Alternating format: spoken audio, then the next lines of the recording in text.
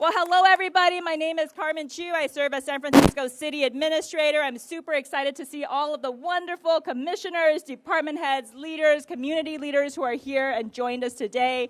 We have our public defender, Manu, who's here today. I think I saw Jose Cisneros, our treasurer, our assessor recorder. Joaquin Torres is here. I saw our sheriff, Paul Miyamoto, is here. A lot of department heads are here. We'll try to mention you later. Many of our commissioners. Supervisor Chan is here, and Supervisor Chen is here, who you'll be hearing from later as well. Today, I just want to let you know our program is going to be very quick. It's hot and baking out here. We've got 3 speakers, so just so you know. And for all the folks up here, I'm going to ask you to please stay. We're going to take a big group photo right after the public speaking. So let's get started. Again, my name is Carmen. I serve as San Francisco City Administrator. Welcome.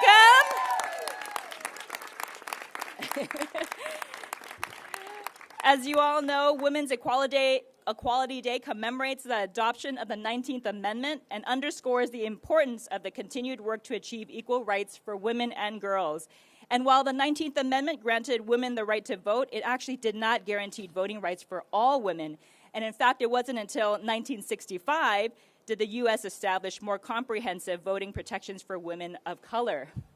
I think over the last decade, as many of you have felt, I think one of the things that have been most pronounced and I've learned is that we can really not take progress for granted.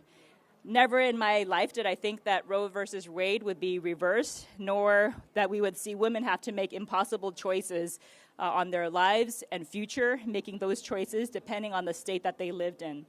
And as a mother of 2 young girls, a 6-year-old and a 1-year-old who now has grown 4 large front teeth and is ready to take the world by storm, my husband and I only want for them to grow up in a place where they're strong women, they're independent, they have agency over their bodies and the decisions around that, and that they're not afraid to use their voices to stand up for what they believe in, that they can dream big and that they can feel like no door is closed to them. And that's what I think we all hope for all of our children. And this is incredibly important, especially as we reflect on today. And so today we're going to hear from wonderful speakers. Of course, our first one up is going to be Mayor Lurie. But before I bring him up, I want to thank Mayor Lurie, of course, the Department on the Status of Women, for hosting and bringing together these wonderful women leaders. Let's give them a round of applause.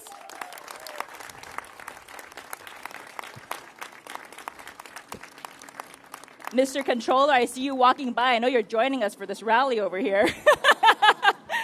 And of course, I want to thank Linda Young. Where's Linda? Linda has been serving in acting capacity at the Department of the Status of Women. You know, we asked her to speak. She didn't want to speak, and she's exactly that kind of person. She really wants to make sure to continue to support the staff and push this agenda ahead. And I just want to thank her for all of her incredible work over the last several months. Thank you so much, Linda. And now, without further ado, you know this person very well, Mayor Daniel Lurie. You've seen his Instagram reels. Everyone has been following it very closely. I can't wait to see what comes out of this one. But, you know, aside from the Instagram reels and the restaurants that he's going to and the donuts and the cookies and all of the food that he's been partaking in, we also have been paying attention to some of the decisions that he makes in the city, the ways that he tries to shape San Francisco, to shape our future and make sure that we're headed in the right direction. But on top of that, also who he chooses to be in leadership positions. And though you may not know this, but Mayor Lurie has actually appointed over 60% of his department heads as women. So let's give Mr. Lurie a big round of applause. Mayor Lurie.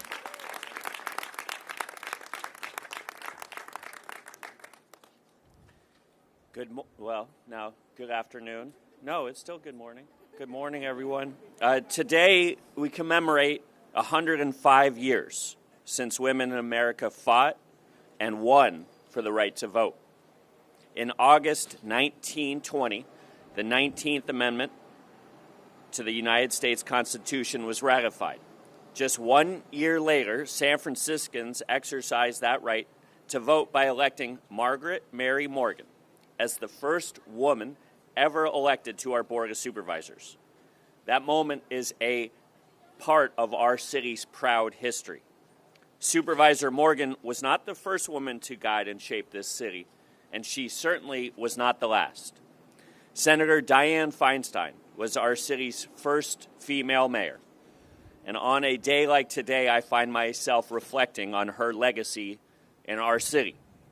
She guided San Francisco through some of its most difficult days and went on to serve California with distinction in the United States Senate for 3 decades.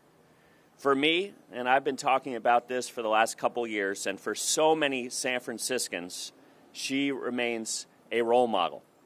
As Mayor Dianne Feinstein walked the streets, she showed up and made herself visible to San Franciscans every day. That is what leadership should look like. Because as we say in this administration, you cannot solve what you can't see. Her example continues to inspire me, as it has inspired countless others.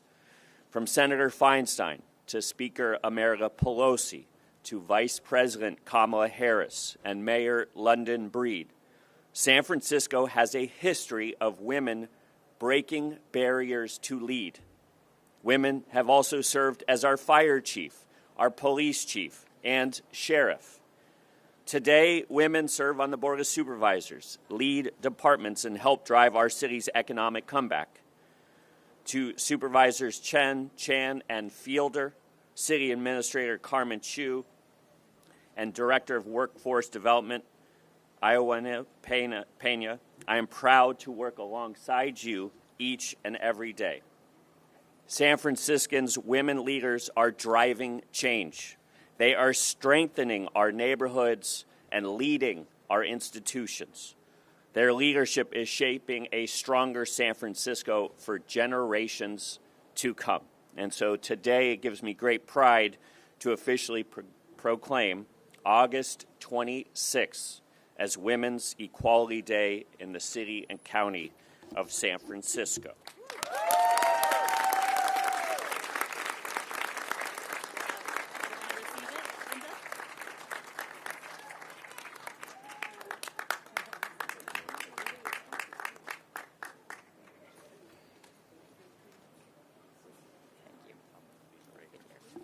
Thank you, Mayor Lurie. Let's give Mayor Lurie a big round of applause.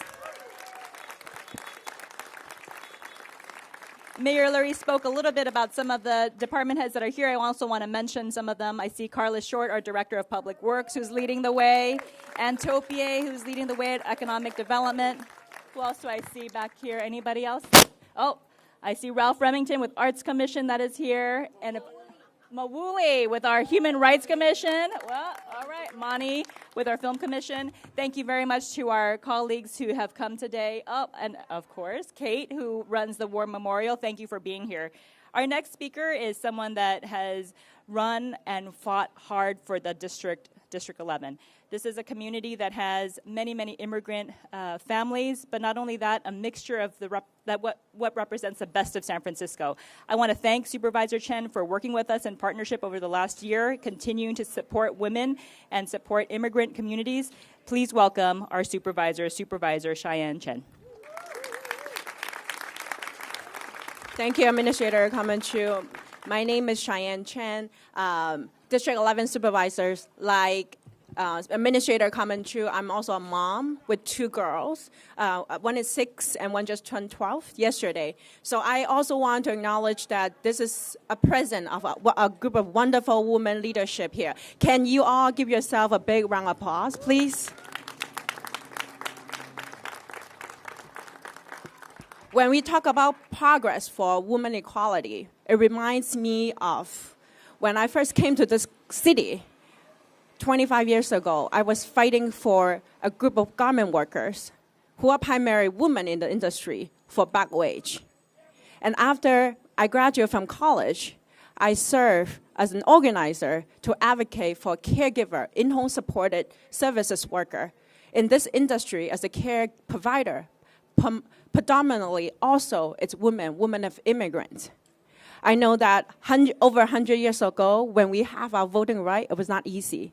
But when women have any rights that we fought hard for, it was never easy. So I appreciate that we continue to own today. I appreciate that we are here acknowledging that every right that we fought for in the history was not easy. And every progress that we made, we can go back like Rose versus Wave. So it is important to have presence like today that we continue to own the moment. And I know that I'm speaking on behalf of a lot of the moms in the city, that we are truly, equality to us, to many of the women, to the moms. It means that access to affordable care, child care, reliable parental leave, and flexible workplaces. It means that we continue as a city to invest in invisible labor of caring, of raising children, to care for the elders. And also, too often, all these jobs fall disproportionately on women. So today, as a legislator, I again commit alongside with all our city leaders here today that we must continue to create opportunities that allow women to thrive at home, in the workplace, and in leadership position as a supervisor and as a former mayor, like Mayor Lyndon Bree. And when we, as a city, continue to invest in childcare, when we continue to strengthen elder care, and when we continue to open doors to economic and civic engagement and participation for more women, we're not only advancing gender equality, but we're also building a stronger families and more resilient communities in San Francisco. So on this day, as a Women Equality Day, let's continue to remind ourselves and recommit ourselves to carrying this fight forward to our daughters, our mothers, and every woman who deserves the dignity for equality. And I believe that when women rise, San Francisco and we all rise. Thank you.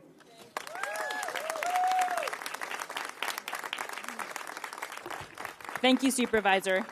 I want to also acknowledge representatives from the Office of Speaker Emerita Nancy Pelosi, Senator Scott Wiener, Assembly Member Catherine Stephanie, District Attorney Brooke Jenkins, from Casa de las Madres, Lucero Arias, from Domestic Violence Consortium, Beverly Upton, who I see back there, Women Inc., Jill Zawiza, and of course, representative from the Youth Commission, the Fire Commission, the Fire Department, Environment Commission, the Police Department, War Memorial Board of Trustees, the Immigrant Rights Commission. I thank you all so much for being here with us today.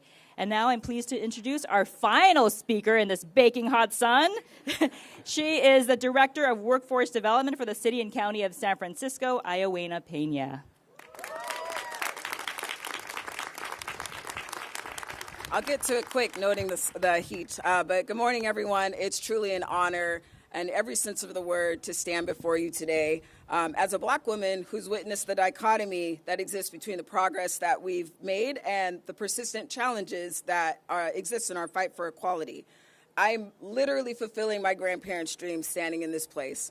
I'm full of pride. I'm full of determination. And as we celebrate this 105th anniversary of Women's Equality Day, I stand before you with hope.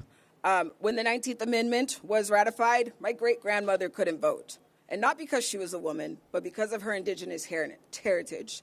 It's a story that I share with many of the women of color who stand up here before you today.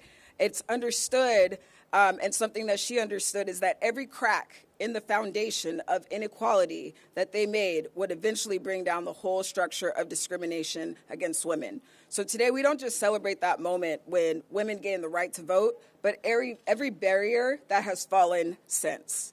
When we talk about the power of representation, we're talking about how amazing it must be to be a young woman standing in a crowd, or if you're watching us from home today and see this powerful group of women that stand before you, the diversity in all of the offices, departments, and spaces that we hold and take up and represent. We are from the Supreme Court to Silicon Valley to the halls of San Francisco as well as Congress. You're not just witnessing history, you're seeing the future, and it's expanding before your eyes. The work that we're doing today is creating the space for you to take up and continue the work on tomorrow. And that includes our boys and our men. Equality is not just an idea. It's something that we need for all of our allies to step into this space and hold with us. Every vote, every school board vote, every athletic funding dollar contributes to this larger space that we're hoping to establish. And last thing I want to say is here in San Francisco, we have the privilege, but we also understand that progress is not just about looking back with pride. It's about looking forward with purpose. This is a city that's rich with a feminist history. It's proud to be the first city in the entire nation to establish and adopt the Convention on the Elimination of All Forms of Discrimination Against Women. I'm going to pause for applause there.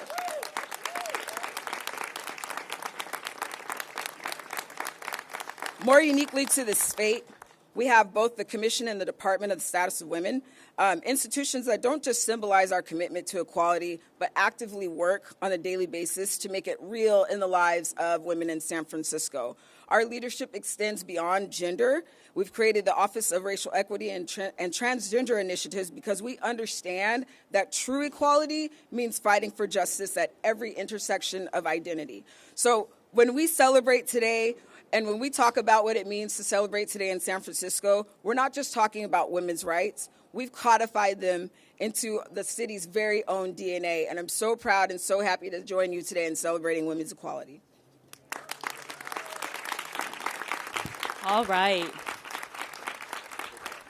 As we close today, a call to action. I think for many of us here, we're remembering this day, commemorating the importance of this day. We know that when women win, this country wins. And we need to make sure that we keep on having our voices be heard.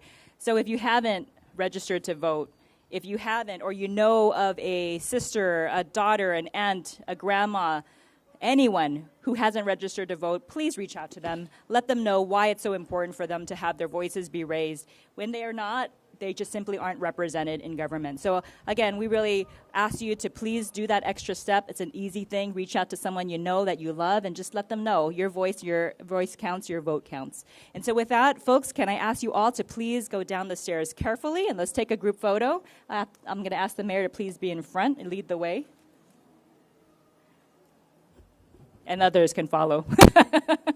Please. We'll move the podium out of the way too. Thank you.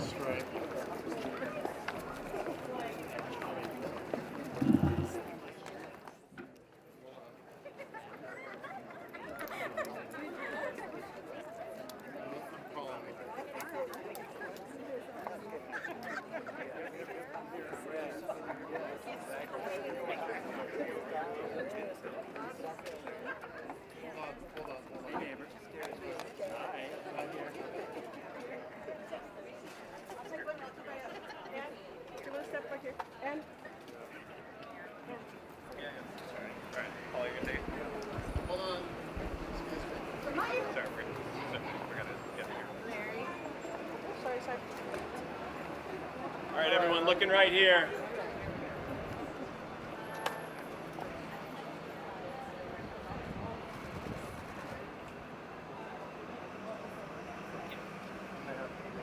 I'm gonna have to get up front. Okay. We'll be louder.